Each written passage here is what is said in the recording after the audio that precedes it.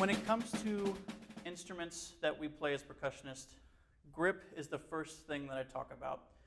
Next is body position, then sound production and all of that. Whether it's snare drum, mallets, timpani, crash cymbals, all of that, the grip is almost identical across the board.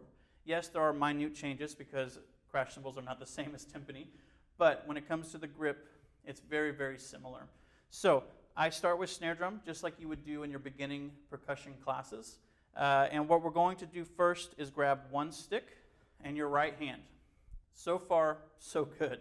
Now, what we're going to do is take the shaft of the stick, which is here, and your index finger, first joint, and we're going to lay the shaft of the stick across the index finger like so. Now we're going to take the thumbprint part of our thumb, and we're going to lay it on top of the shaft, as if I was to take a needle and stick it through the thumbnail.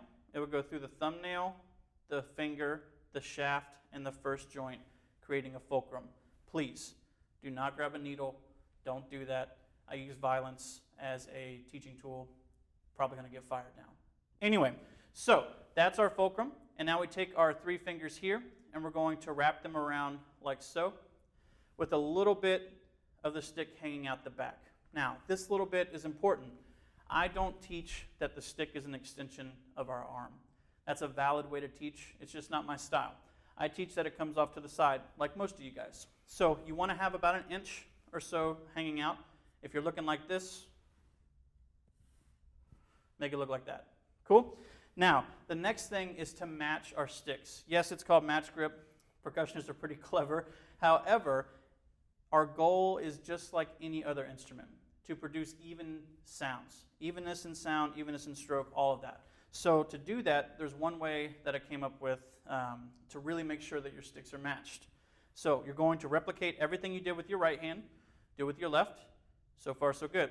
Now we're going to put the sticks together and line up the thumbnails here. Okay? Once our thumbnails are lined up, we're going to line up the butts of the stick. If our butts are looking like this, fix that. Just like so. And the tip will be the same. If your sticks are perfectly matched, this is the last step before you put them on the head to make sure that you're going to have evenness of sound. So, after this, the next step that I do is creating a V or arrowhead with my sticks. And I even make a little checkoff list on my students' pages, especially beginners. Number 1 is always grip. Number 2 is always to match the grip. And number 3 is the V or arrowhead. And I actually draw a V with a circle around it because that circle kind of looks like a snare drum, and the V will look exactly like this. So some players teach that you should play in the same spot on the drum. I don't do that. I just don't do that.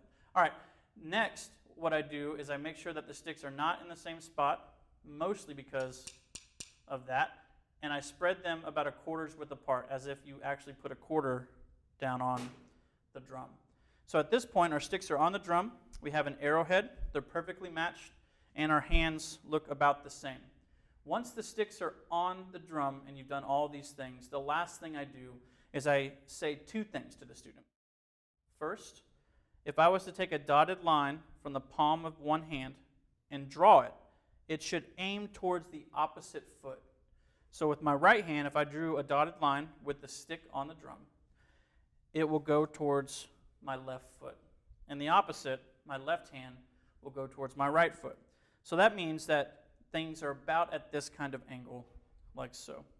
Another one that kind of works is that if you take a dotted line from your thumbnail, it should head towards your opposite eye or ear, somewhere over in this area right here. I'm trying not to hit myself.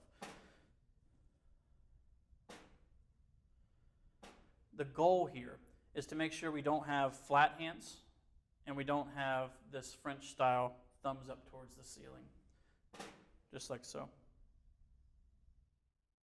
So, a checkoff list so far.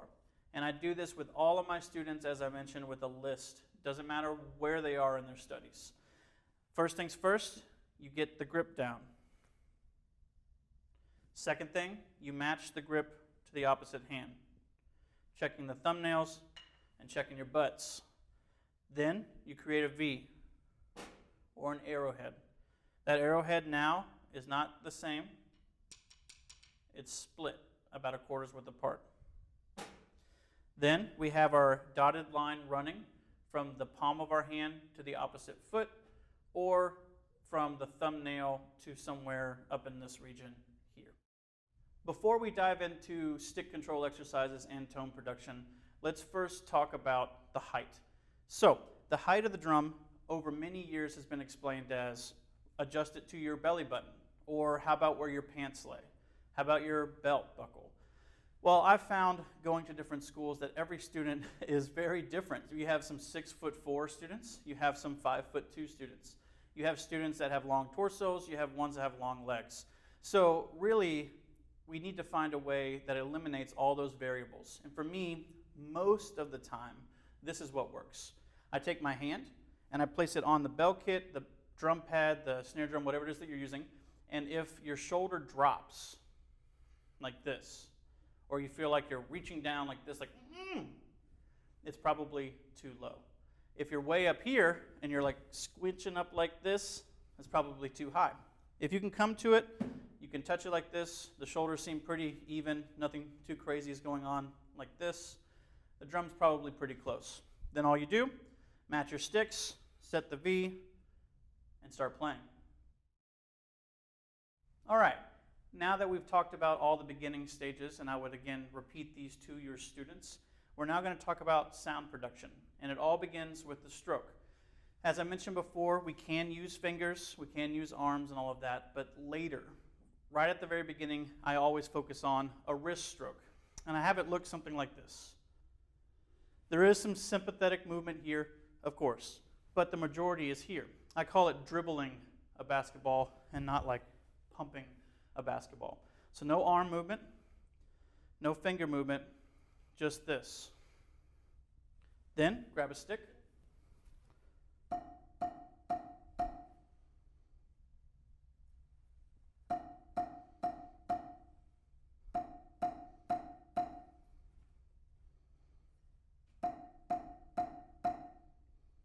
And if you do this with your students, especially going between wrist motion and with a stick, you're going to see instant results because they're applying exactly what you said immediately. Okay, so now let's talk a little bit about exercises that can get your students going in the right direction. One of the very first ones that I use is called stick control. And this term stick control gets thrown around a lot in our world. It comes from a book by George Lawrence Stone, self-entitled that, and it deals with changing sticking patterns, meaning left or right, and trying to keep a consistent sound no matter what is going on. So, stick control. What I've done, however, is I've taken that stick control and a little bit of what I found in the Mark Wessel's book, and I've taken away the 8th notes, I've turned them into 16th notes, and I've erased all the rhythms from the pages and just left stickings. So you'll see if you go to my website, RLRL, LRLR, just like you would see in your beginning percussion books. I found also that this works really well with university students and honestly myself. So what we're going to do is this. If you look at the music, the first thing you see is a grouping of 4 sets of 4 16th notes. We are going to start our metronome, which we always have with us, at around 40 BPMs with full subdivisions on, so 16th note subdivisions. I have a little bit of a beep at the very beginning to show us where 1 is, just to kind of get the students feeling 4-bar phrases. And then we are going to repeat everything we've already talked about. So, with our checkoff list on their page, we are going to write grip. Check the grip. Match the sticks, number 2. Then we're going to set our V, or arrowhead, making sure to separate it by a quarter. Now, the last step we do before we actually play is I remind them that their palm should be facing their opposite foot, or that thumbnail should be heading towards this direction opposite of the thumb. Okay, so now I like to start with the sticks in an up position. This is just by preference, and here's why. I want the students to feel what it's like to have the sticks start here, have gravity take control, drop, and come back to the same position. Drop, come back to the same position. It's okay to start here, but there's always a little bit of a prep, and honestly, I just don't like to work hard. If you're here and I say the word drop, just drop. It's almost as if you're a puppet, I strung you up, and I cut the strings. That's what I normally say to my students.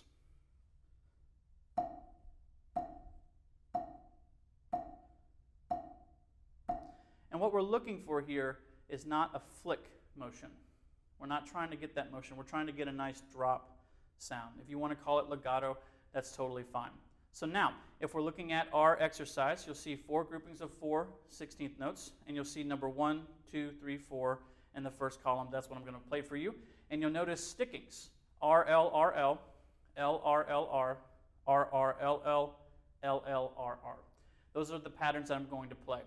After they get through this, what I do is I go back and we work on one extra thing, endurance. So whatever the last sticking is on each grouping, I'm going to have them hold that out for a full measure. So a full count of the 4 bars of 4 16th notes, or 4, you know what I'm saying. So here is the first 4 numbers in the Dobbs stick control. Our metronome will be set at 40.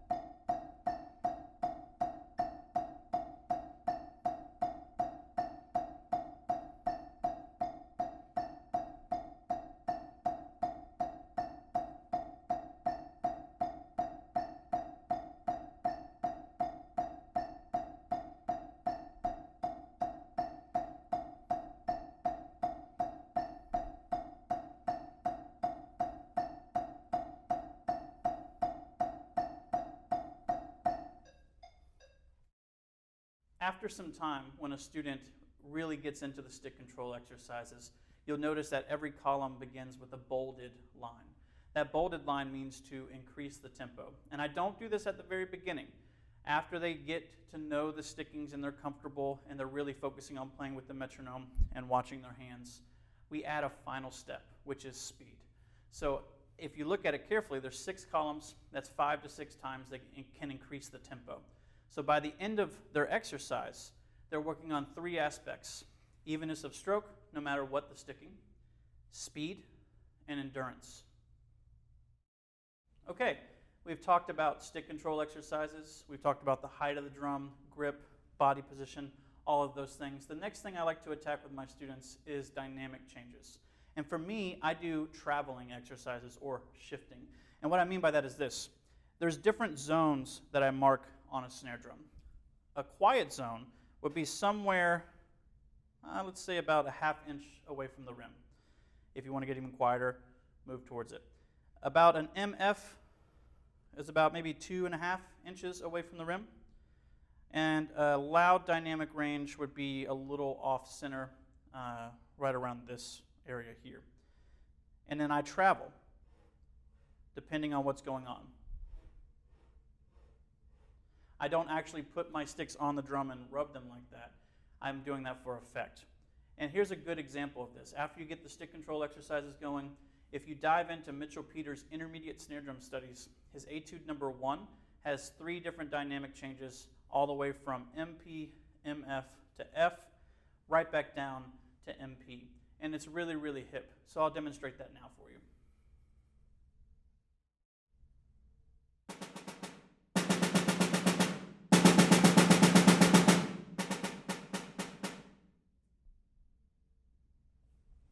And there you go.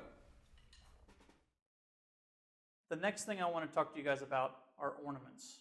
Ornaments, when it comes to snare drum, are flams, drags, and 4-stroke ruffs. These are very tricky, and over time, they've become a little bit more complicated. As I mentioned before, I don't like to work too hard. So we're going to harness gravity for almost all of these, and I'm going to try to break down flams, drags, and ruffs for you today. First things first, flams.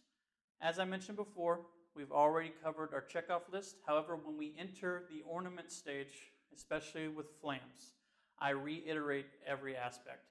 So if you can imagine our list coming up and saying grip, body positioning, matching the sticks, V, arrowhead, palms facing the opposite foot, lifting up and let gravity do the work, being a puppet, cut the strings, let the hands drop. All of those things reiterate to your kids, always, always, always. The next thing we're going to do is set our hands to match exactly how a flam looks on paper. We have a little note, and we have a big note. This angle right here is really important for almost every rudiment that I play, and you'll see why later. So we have our little, and we have our big. I mentioned before that I want to let gravity do all the work. So at first, I want to just say this. Imagine you're frozen in time, and I'm going to say the word drop. When I say the word drop, I've cut your Pinocchio strings, and you're going to let the sticks fall. When they fall, the goal is to get the sound of the word flam. Flam, flam, flam. That's the goal. So the little note is going to come right before the big note. Here's what it will look like.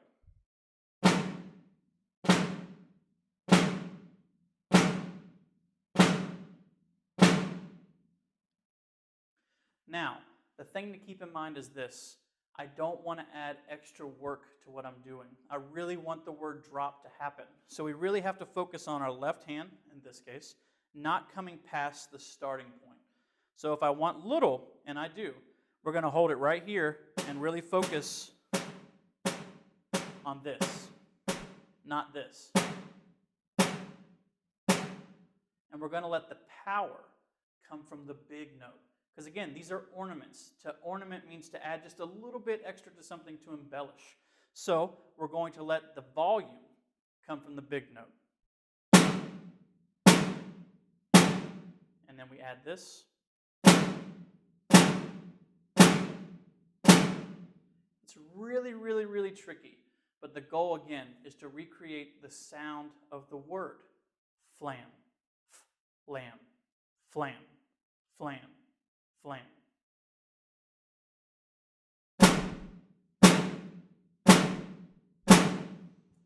And there we go. To really take things up a notch with all my ornaments, I add something like this. Now you're probably like, what's going on right here? Well, if you've ever played the game Operation, is it water on the knee? When you go in and try to pick one of those organs out, if you touch the side of the Operation machine, it buzzes at you. That's going to be my buzzer. And here's the goal. The goal is to get the grace note, the little note, to stay low. And you'll know if you're going past the starting point if you hear this sound. Is it water on the knee? I do this with all my students, and it's really simple. You can do it with a pad, a snare drum, and all you need is a music stand. So here we go.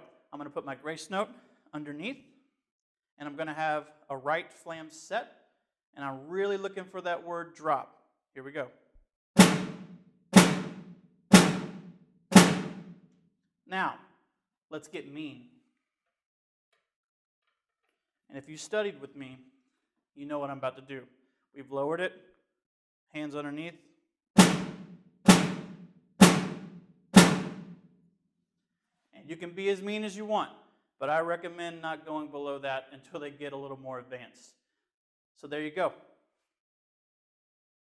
So we just spent some time working on flams, and specifically we worked on single flams on the right. What's really difficult about flams and drags is that when you have to alternate them or go from right hand lead, left hand lead, when you have to switch like that, it's really difficult to maintain the right proportions and distance from the snare drum at all times. So what I like to do is a mirror practice, and here's what it looks like. So I'm going to set myself back up. I've already gone through my checkoff list, don't forget. And we set back up like this for a right flam. Now when I say drop, we're going to cut those Pinocchio strings and we're going to allow the sticks to drop. Now there's not much rebound here because I'm stopping my right hand down and I'm going to raise my left hand up, breaking the rule I just told you. And that rule was to keep that grace note down. Not anymore. So what we're going to do is set up. And I'm going to drop my sticks. And I'm going to freeze. And it should look like a mirror image of how I started. Reset. Reset. Reset. Reset. At this point, I would do this over and over again until you see the sharpness happen, until you see the smoothness happen, until the student really looks like they've grasped it. Now, we're going to add a left flam. Here's where people's minds get blown, because now we're going to return back to the original position. It might look easy, but if you're playing along with me right now, I bet you're going to have some problems, because I still do, and I've been doing these since like, I don't know when. So here we go. We're going to reset our grip, check off list, set in the right flam, drop, drop. That was okay. Let's do it again. Drop, drop. One more time. Drop, drop. And one more for fun. Drop, drop. And that's how you do alternating flams. I know we only touched on single flams and alternating flams at a very slow level. If you want to speed them up, I have flam build-up exercises on my website, as well as flam exercises for almost every rudiment out there. They start at the very beginning, at the rudimentary stage, with tempo markings and goals, and they go all the way down to some really advanced exercises for those kids that are really wanting to take things to the next level. So check out my website, and I hope it's helpful. Drags. The next ornament that we're going to discuss, and probably one of the hardest ones to teach besides flams. I'm still working out the best way to go about it, and it probably will take the rest of my teaching career. However, I've come up with 2 ways to go about doing it. The first way is by demonstration and going back and forth with the student. There's 2 kinds of drags, though, that we need to keep in mind. What we're going to really focus on are the open drags, or more of a rudimental style drag, where you really hear the 2 16, 30-second notes before the quarter note or whatever it is. So first, I will play for you a closed drag, and it sounds something like this.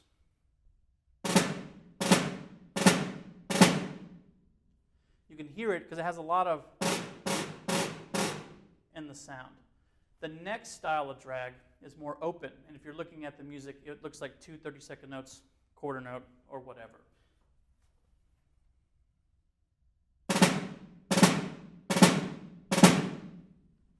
The goal is to get to that last one.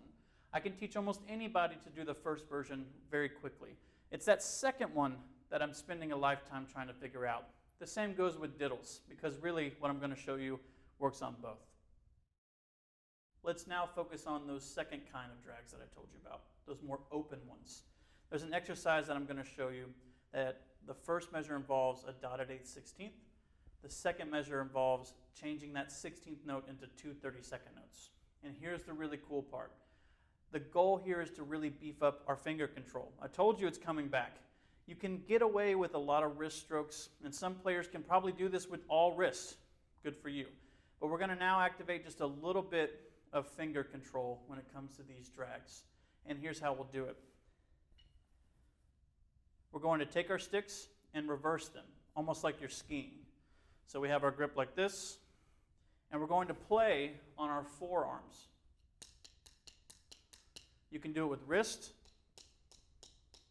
and that's kind of hard and hurts, but really we're going for the fingers. And we're going to first match our sticks. So now, let's take that exercise with the metronome, and we're going to focus on the finger control. Check this out.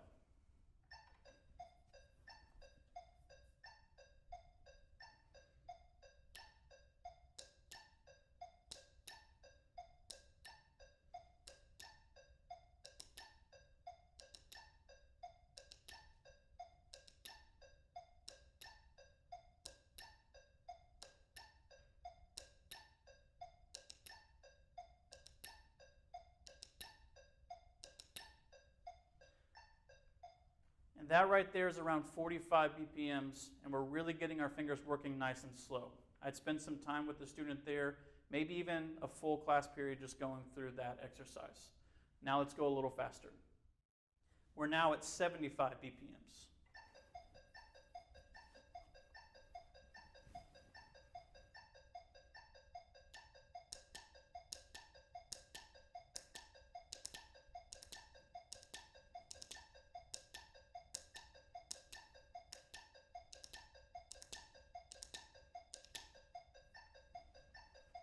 Again, repeat and repeat and repeat. A little faster now. We're now at 99 BPMs.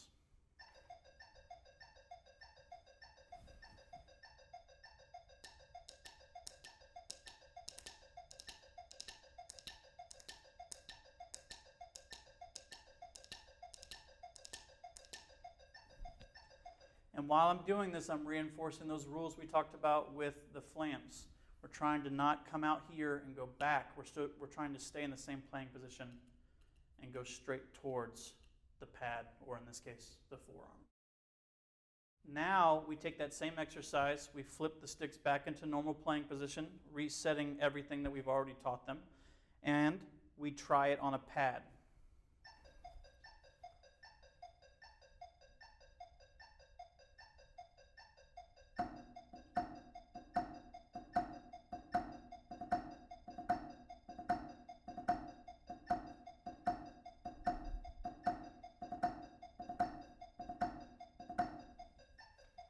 Again, we're trying to reinforce not lifting that grace note. A little bit's okay, but not a lot of it. A little faster now. So now we're back at that 99-100 range, really focusing on all the details, and I would loop this again with the student.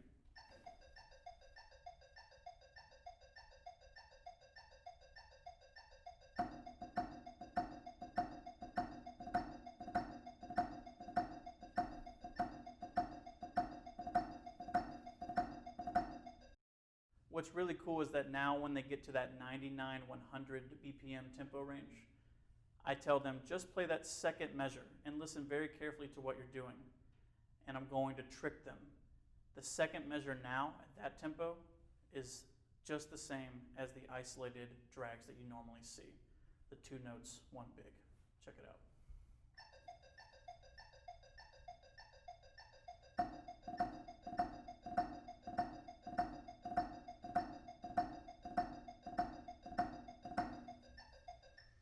And what's even cooler is you can be mean and grab that music stand and put it over your grace note hand and go to town with it. So I hope you enjoyed the drags, and best of luck trying to teach it. Please don't get discouraged. It does take a long time to figure out the finger control because we have spent so much time on those wrist control exercises, and it's just going to take some time. But your students will get there as long as you're encouraging and just keep motivating and keep motivating. One day the light will just turn on and you're going to be floored, I promise. We are going to end our ornament section with the 4-stroke Ruff. Now this is an advanced rudiment, and I would say don't teach this unless your students have a good grasp on the drags and the diddle exercise that we're going to do a little later. They really have to have that double finger control. The next step with this, though, is we're going to add another little bounce stroke to things. So now we've incorporated wrists with the single stroke exercises.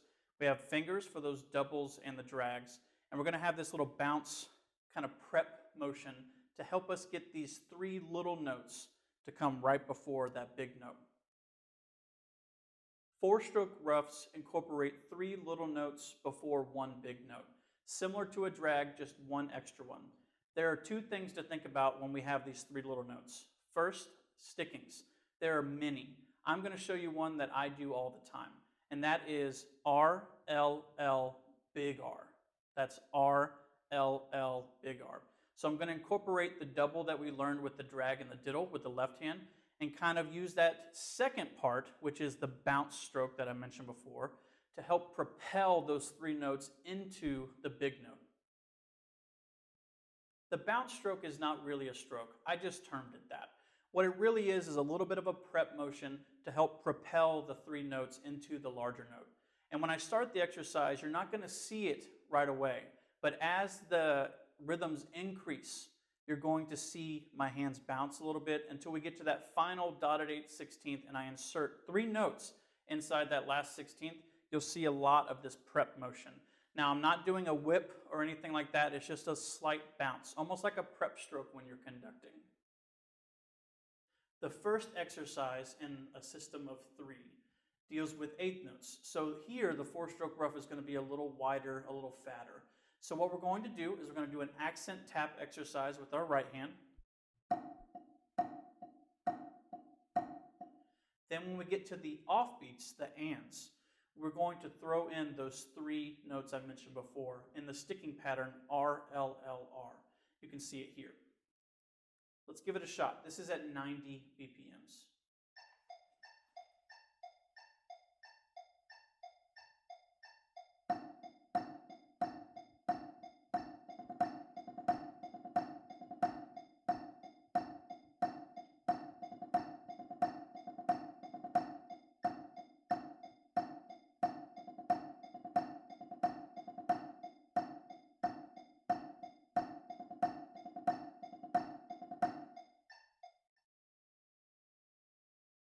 The next pattern pushes those 3 30-second notes a lot closer to the downbeat. We're going to use triplets now at that same 90 BPMs.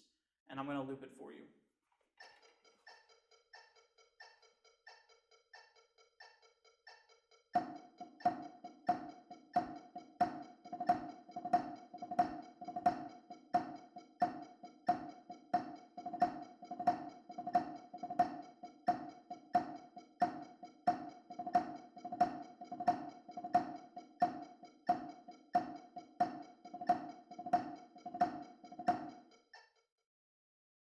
The last pattern is 16th note bass, a dotted 8th, 16th.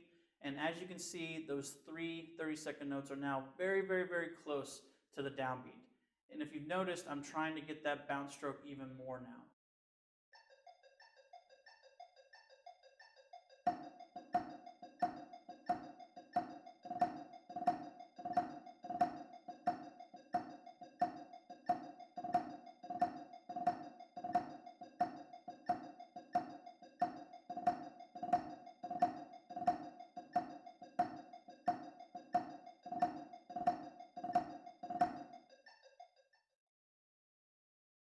And like I said before, the 4-stroke ruff might be a little more advanced for some of your players, and that's completely fine. Skip it. Come back to it when it's time for all region or all state in their senior year or so. However, if you have a student that's excelling, especially when it comes to drags and diddles, go ahead and show them this. It's really fun. It'll take their mind off of whatever else they're doing and give them something really more advanced to work on. When it comes to teaching rudiments, we've already discussed 2 major components, flams and drags. Now I'm going to talk to you about our single and double stroke combination rudiments, specifically the paradiddle. When it comes to teaching paradiddles, I use a down-up approach. And I use this because I want to focus on using less energy and more of gravity. That means I'll be able to play faster, quicker, without getting fatigued and using any tension in my arms. As I get ready to set up for a single paradiddle, you'll notice one quick thing, this. We spent so much time in this position for flams, for drags, accent tap exercises, and the technique remains the same. If you look at a paradiddle, the first thing you see is an accent, then a tap, and then 2 doubles. So what I'm going to do is use my down-up approach like so. Down, up, tap, tap, down, up, tap, tap. And as you can see, I'm allowing gravity to pull my stick down. Then I'm using a little bit of energy to tap, pull up, and preset for the next accent after the 2 doubles.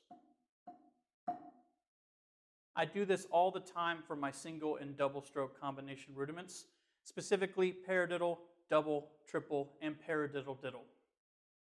Now I'm going to demonstrate for you a single, double, and triple paradiddle using this technique.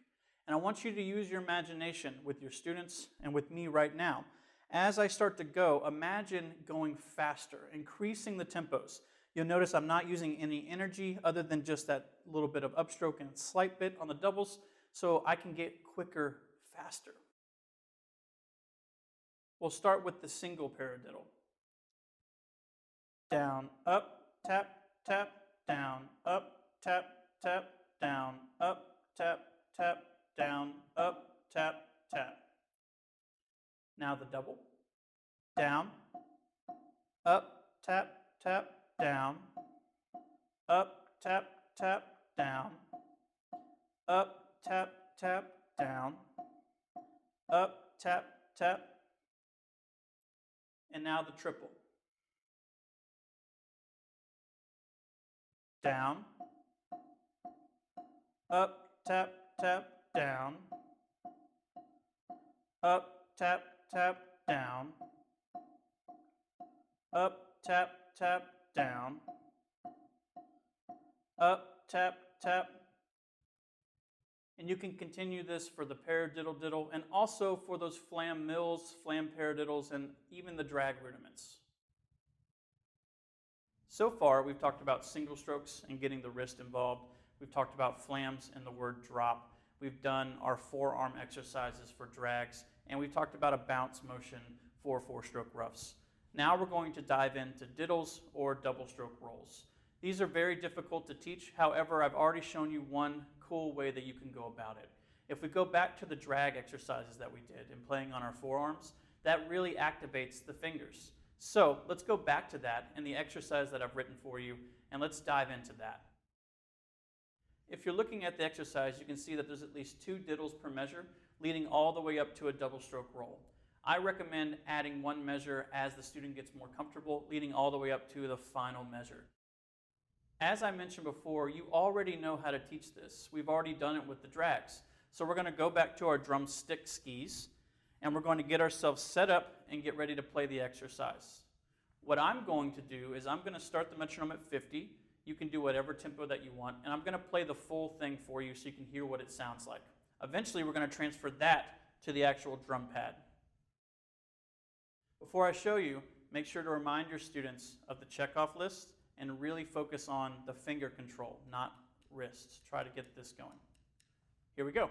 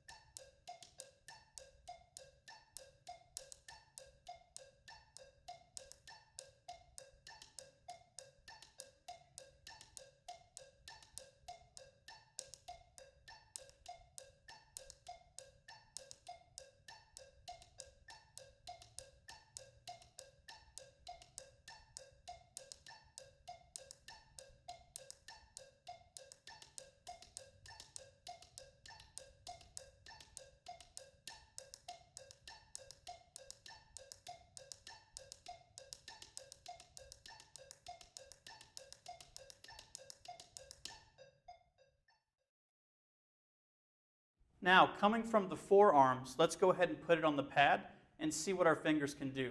Again, this might not work immediately, but don't get discouraged. Just keep focusing, keep trying, and one day it will just snap into place.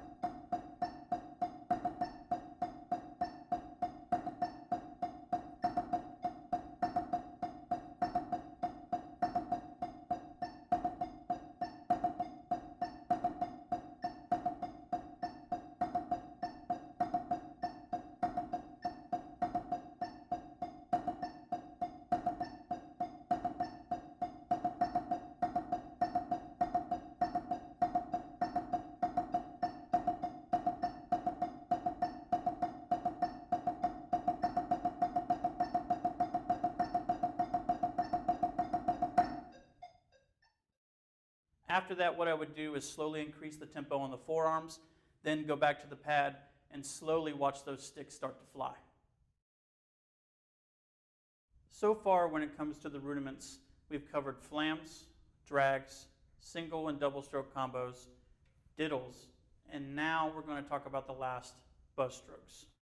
There are so many different ways to teach buzz strokes, so many different videos, and I'll actually link a couple to my website to help you out further. But when it comes to teaching beginners, I do a lot of demonstration back and forth. Even if you think you can't do it, just try some of these and I bet you'll be able to come up with something that will help you. So the exercise that I wrote is the same as the diddle exercise because I don't want to reinvent the wheel. Why teach some new music when you can just incorporate a new technique within the same music? So what we're going to do is I'm going to demonstrate first the sound that we're going for. And what I would do is I'd play it, have the student play it back to me, and go back and forth until their fingers figure out how tight, how loose, where to be. As I mentioned before, I like to demonstrate back and forth. So let's do this. While you're at home, I'll play 4, you play 4. And a really cool way to do it is do both hands at the same time.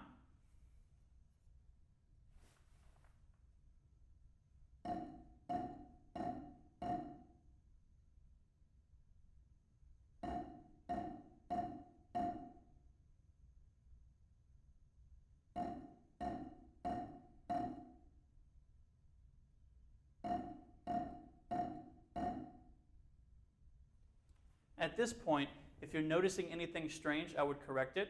Ask questions like, how tight are you squeezing? On a scale of 1 being drop the stick, 10 being break the stick, where are you? Do both hands feel the same? All of these questions can really, really help out a student. So don't be afraid to stop in between and ask those questions. Lastly, if something sounds strange, split the hands up. Do 4 on the right, 4 on the left, 4 together. All those exercises will help. Just try to be creative, and I bet you your students will really appreciate it. Okay, we are now back to the same exercise that we did with the diddles, but now we're going to incorporate the sounds that we just made. So at this point, your students should have a grasp on what it sounds like, what it feels like, and maybe be able to explain it back to you. So let's go ahead and turn on a metronome, and I'll play through the whole exercise for you.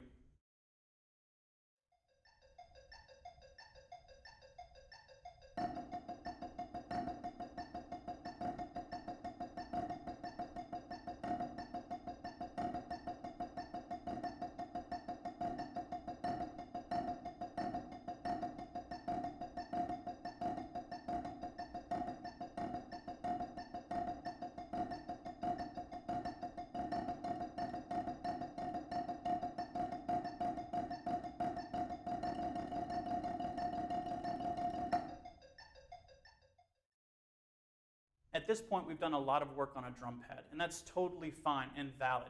At a certain point, especially with rolls, I like to transition just for a little bit to the actual drum because the feeling and the rebound is going to be slightly different.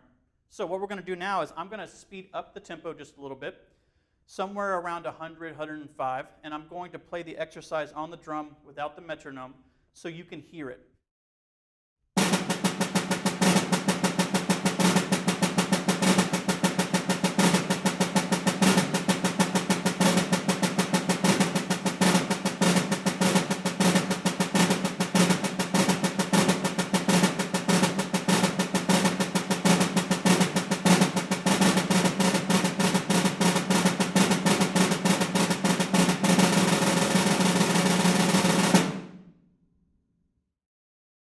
As I mentioned before, this is just one way to go about it, and it's something to get your beginners started in the right direction. Yes, if you are an advanced player, you know that there's other ways to go about it, triple bounces, getting the arm involved, all those things. However, for beginners, this is a perfect way to start, and you've already learned the music. So why not incorporate the buzz stroke rolls? Finally, I like to end every clinic with a quote from a friend of mine that's no longer here. His name is Von Barlow. And he always said this. He said, without you, there is no me. So I appreciate you being here and everything that you do for me. Thank you so much, and have a great day.